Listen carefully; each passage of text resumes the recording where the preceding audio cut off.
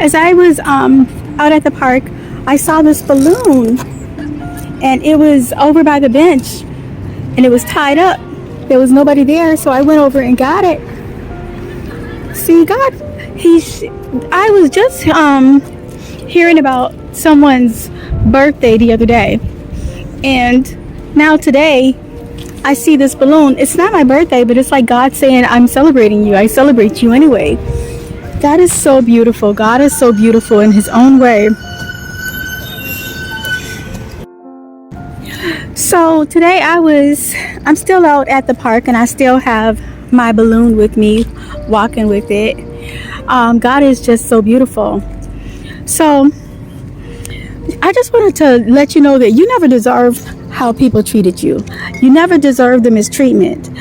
A lot of times when groups of people come against you and they gang stalk you, they try to make you feel like it was something about you that caused them to be the way that they were being towards you.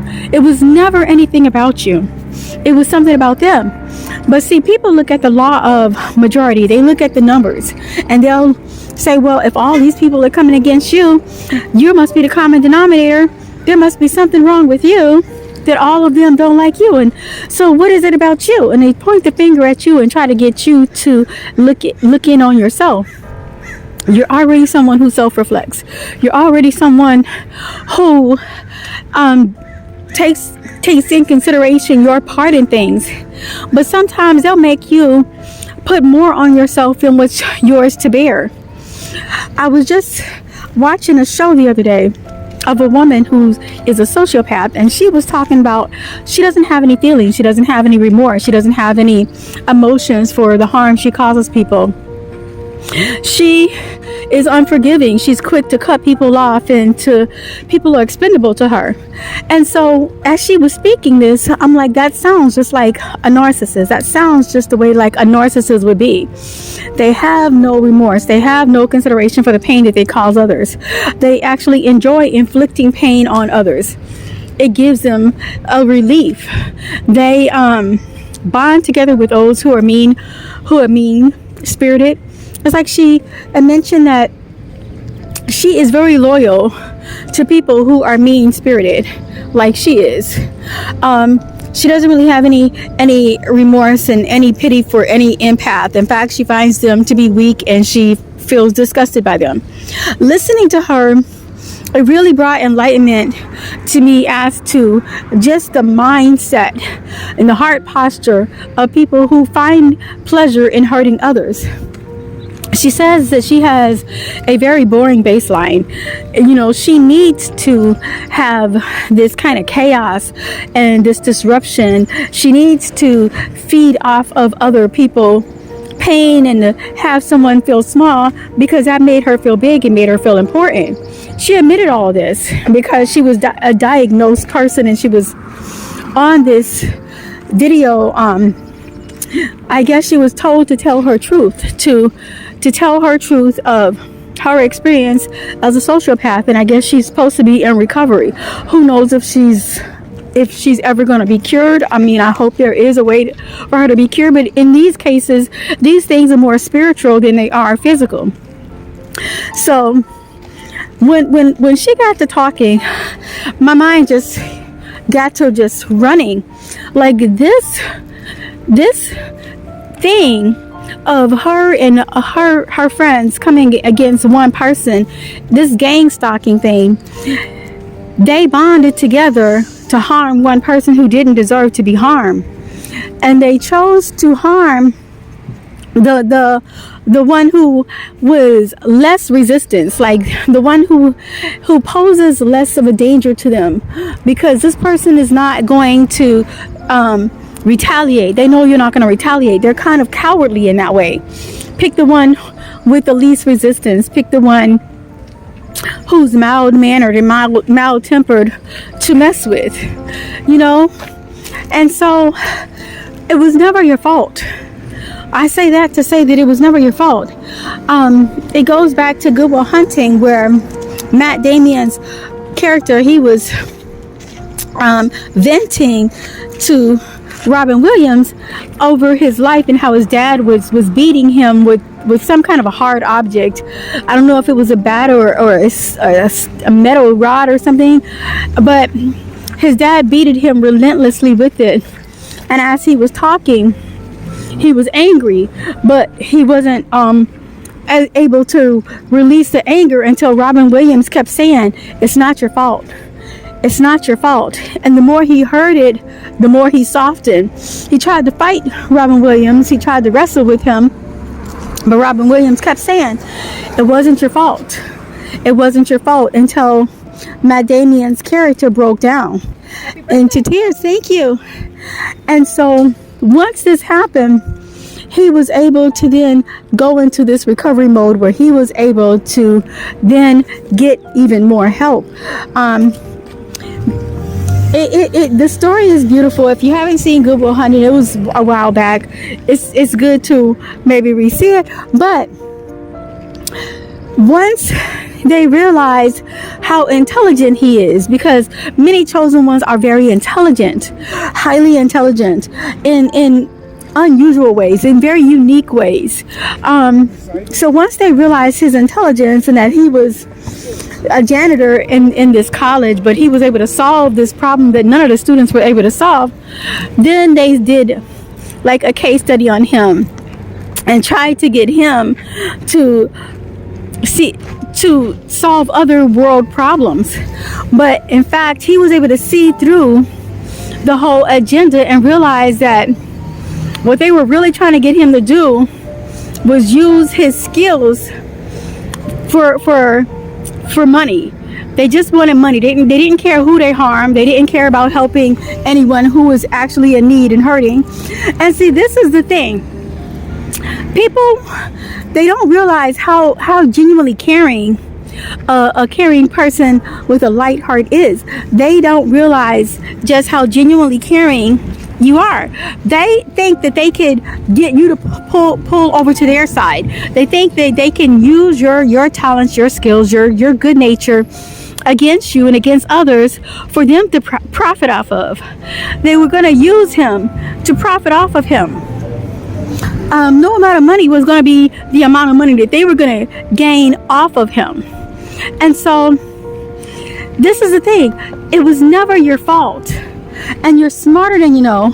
You may know that you're smart, but you don't know the full potential of how smart you really are, because people try to cut you down and they try to tear down your confidence.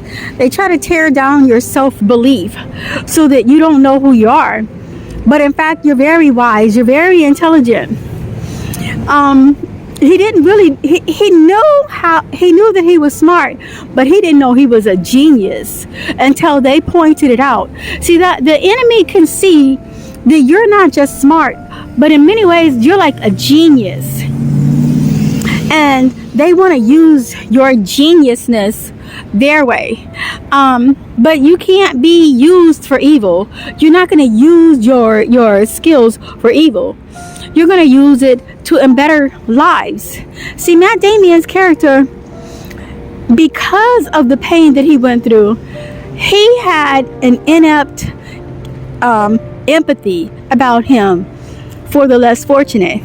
He was not, all he could see was, well, how is this benefiting those who are less fortunate?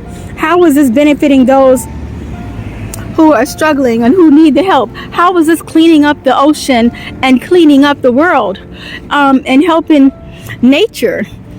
It wasn't. It was all about them gaining profit and using his skills to gain an advantage over other industries. So, this just goes to show that he could not be pulled into darkness. There was too much light into him. And then when it came to him having a relationship, it was very difficult for him, because even though he was shown love by his siblings and they bought him a vehicle, they believed in him, they wanted to see the best for him, that abuse from his dad really did a number on him and caused him to not have enough confidence in himself to be there for a girlfriend. And so he ended up, this movie was so long ago when I saw it, but he ended up not being with her in the end, and it broke her heart when she realized that he had left her. It broke her heart. And then Robin Williams, in part of the story, he went on to talk about how he went to a game. He went to this World Series game, but he didn't remember the game because he met a girl, and that changed everything. And he said he fell so in love with this girl that the World Series didn't mean anything to him. That hit a nerve with the Matt Damon character. And so at the end, I believe, don't quote me on this, but at the end of the movie, I believe he did go back to be with his girlfriend, because Matt Damon found it difficult to trust in love. And no matter how much good others did for him, they just couldn't tap into the pain that he went through. See, most people don't realize the pain that you went through, because they feel like, well, your pain is just the same as any other person's pain. Your struggles are no different than anybody else's struggles, which is false, because you definitely went through more than what the average person goes through. You definitely experienced a more in-depth pain than others dealt with, because this attack was personable. It wasn't anything that you did to bring this attack onto yourself. And that's where it became confusing, because you didn't have a beef with this person. You didn't have any altercations with these people. You were presenting your best self to these people, but they chose to have an altercation against you, and you just couldn't figure out what it was at the time. So in the story of Good Will Hunting, Matt Damon, he was so conflicted within himself because of how much abuse he went through with his dad, that if he found it hard to receive love.